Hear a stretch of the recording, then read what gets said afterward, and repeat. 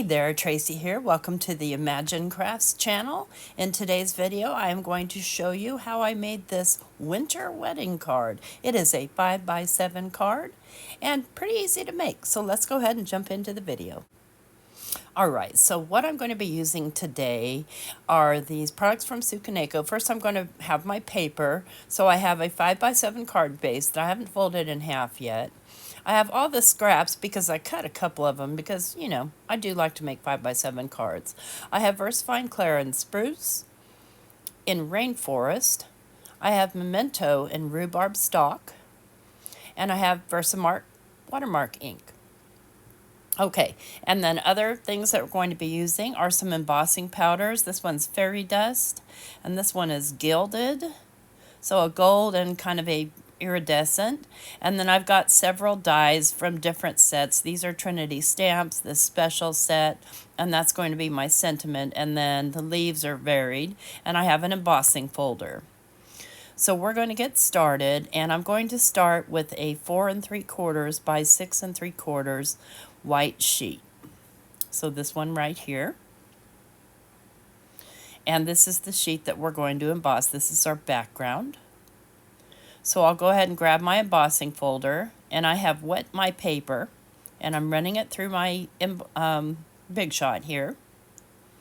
And there I've got my snowflakes embossed. And you can use any embossing folder, it doesn't matter. And now I'm going to go ahead and hit that with some anti-static powder. And then I've got my VersaMark ink, and I've got my blending tool, and I'm using the felt blender. I find that it's best to hit high spots on an embossed image. It doesn't push in, so you don't typically get it everywhere. Now this kind of will get everywhere because I didn't wait for this thing to dry, because remember, when you're embossing with a 3D embossing folder or any embossing folder, you wet the paper first. So there's definitely embossing powder all over it, but it doesn't matter because this is white on white. And hey, I'm okay with as much sparkle as it wants to give me. So I'm just going to go ahead and set this embossing powder with my heat tool. And then I'll set this aside. It's kind of hard to show the sparkle on camera. But now I'm going to do my die cutting. But before I do, we need some gold paper. Let's say you don't have any gold paper. I'm just going to take my VersaMark ink pad and just swipe it along this piece of paper. And I'm going to cover almost the whole thing in gold. And no need for any static powder because I'm covering the whole thing. And I'll just pour my gold over it. And I did leave that one corner so I'd have kind of a handle. And then I'll go ahead and clean up my embossing powder here. And we'll go ahead and melt that gold embossing powder. Because once you've done that, you can die cut the piece that you just made. So remember, with your VersaMark ink, you can use any brand of embossing powder, any color, anything you like. You can make any kind of crazy paper. I've seen some beautiful things made out there with embossing powder and VersaMark ink. And of course, don't we love watching this stuff melt? Now, before you do any die cutting on that, you want to let it cool completely because obviously it's plastic and it's hot. But it doesn't take long to cool. And once it's cooled, then I can die cut from it. And I'm going to use that for my sentiment and for my stems. So I've done all my die cutting off camera here because, you know, it's kind of tedious. And you can see that I've got my gold stems, but now I need some color. So I looked up winter wedding colors, and the trend for 2025 is burgundy and like a forest green. So that's why I chose the colors I did. And I'm just using a stencil brush and the Rhubarb stock ink to color in the little berries. And then everything else is going to be green or white or gold. So I'm starting here with my rainforest for these leaves. And I'll just get those all filled in. And it's so much easier to just cut out all white and then color them in. But you could cut colored paper. There's not any rule that says you have to dye them like this, but I like doing it this way. So I'm going to put one of these together on camera for you. and then I'll do the other 2 off camera. So I'm only doing 3. I'm not doing a large amount of accent color. I'm sticking mostly with white. So super easy to put together, and with that gold stock, it kind of just gives that little touch of wedding elegance. So this couldn't be any simpler. Just put them together, and everything else doesn't need to be put together other than the sentiment, and I will do that off camera because it's a sentiment and a shadow layer. So that easy. We'll put those together, the other 2 together off camera, and we're ready to go with our next step. And for this step, I'm going to be using the Spruce ink because these are probably spruce branches. Or maybe I used spruce for the other one. Now I can't see. I can't see what I used here, but I used both, the rainforest and the spruce, because I wanted 2 shades of green. And this is sort of a bluish green, which you would kind of see in these kind of trees. So I've got everything put together and die cut out, and now we're going to put the card together. All I have left to do is stamp and emboss the sub-sentiment, because I'm going to use the die for the special, and I want this to say on your special day. So I'm going to pick the on and the your and day, and I'm just stamping them kind of randomly on another scrap because I'm going to cut each one of them out individually.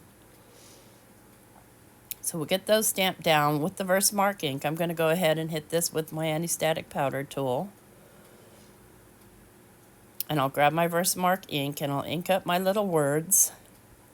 And when you're doing words, you don't want to press too hard. A light press and several coats is better than smushing down, because then you kind of blow out your letters.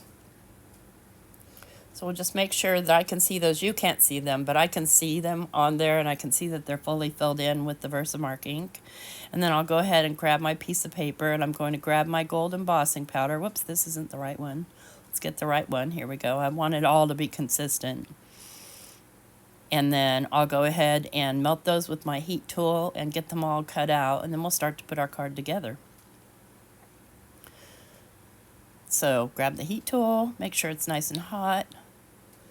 And small things like this take no time at all to melt, as long as your heat tool is hot. And yeah, mine is hot, and it's a hot mess because I use it to dry paint too.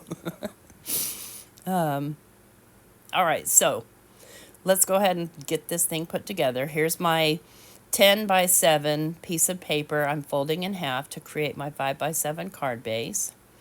And you can do it fancy if you want to, but you know, and score it and everything, but I didn't. And then I'm going to put foam tape on the back of this piece, on this embossed piece, and then I'm going to add liquid glue on top of my foam tape, because that's going to help give me a little bit of wiggle room to make sure that I get this on the card base straight. So you can see all that embossing, and I like to pop up the embossed panel because it's, you know, so bumpy. So I'm going to hold this down here, and I'm going to just kind of eyeball it straight and see if you put a little bit of liquid glue, you've got a little bit of wiggle room before that holds down, and it is stuck down now. And plus, if that paper warped at all, it helps hold it straight. And I'm just going to lay my special word on here while I decide where to put things. And then I'm just going to start gluing these down. Now, the tricky part here is that you're gluing to both a multi-surface paper or a multi-level paper and a multi-surface, because you've got your embossing powder on there that is kind of glittery. So you want to be patient for these things to dry, because they will come right back up on you until they've dried.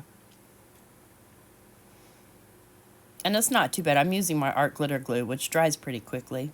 I'm just kind of deciding where I want this third one, and I think I'm just going to pull this one up just a little bit higher. And I want this to kind of appear as like sprays coming out of my word special. So we'll get the top leaves on, and then I want to get the bottom leaves on, and I'm looking at the rule of thirds for the card kind of. You know, I'm going to have part in the bottom third and part in the top third, and then I'm going to have the special kind of off-center in the middle, in the middle adjacent. So we'll go ahead and lay these leaves down. I think I'm going to go this way. Get that stuck down, and then do the next one. And I've just got a fine tip glue bottle. Use what you have, but it's a lot easier if you have a fine tip. And just trying to get my spacing fairly even. Doesn't have to be perfect. It's homemade, not Hallmark. And then I've got my 2 bells that I have stuck together. And I kept those white. And I'm just going to lay those down, and I'm going to tuck them under just part of one of these branches, just to give it a little bit more of a realistic feel. And then I'm going to tuck that, or lay that bow right on top where it should go. And then we're ready for our sentiment after we get our little accent colors on. So I'm going to add 1 at the bottom and 2 at the top, since I have 2 spruce sprigs at the bottom and 3 at the top, just to kind of keep this right. And I'm just going to lay my word special down again so I can decide where to put these little guys.